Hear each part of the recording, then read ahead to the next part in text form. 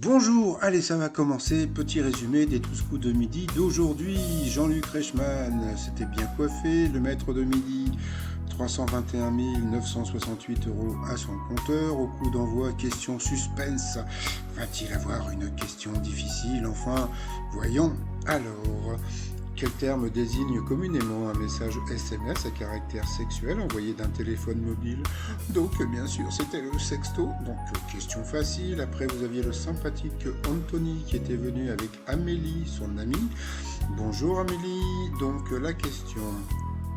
Dans un documentaire, quelle astuce deux agriculteurs grecs utilisent-ils pour obtenir un rendement de tomates 4 fois supérieur à la moyenne? Eh bien, de la musique, donc sûrement du bouzouki. Tadam! En passant, après, vous aviez la très jolie Charlotte from Switzerland, voilà, qui était suisse, qui était venue avec son mari derrière, qui s'appelle, je sais pas quoi, c'était le mari. Bonjour le mari de Charlotte. Alors, sa question, combien de temps faut-il courir pour brûler 7000 calories et perdre 20 kilos? Eh bien, c'était 10 heures. Eh bien, franchement, bon, passons. Après, vous aviez Jonathan. Alors là, je lui ai mis 2 N, etc., etc. Alors, c'était un saut, je trouve qu'il ressemblait un petit peu à un des mecs de l'équipe d'Hélène et les garçons. Je sais plus quoi, je vous mettrai la photo. En plus, il paraît qu'il avait été...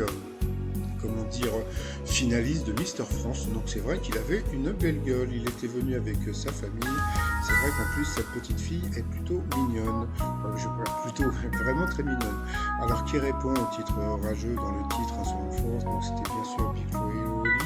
Après pour le maître de midi, quel sport a été pratiqué pour la première fois avec des livres, 2 boîtes de cigares et un bouchon de champagne? Eh bien le tennis de table.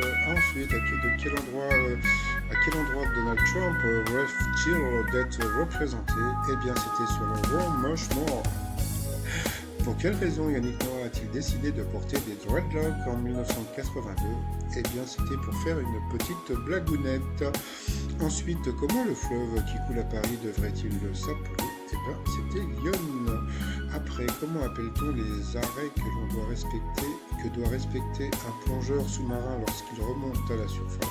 Donc bien sûr c'était les paliers. Et ensuite pour Anthony, avec quoi les autorités cambodgiennes et laotiennes ont-ils entrepris de lutter contre la dengue? Donc la dengue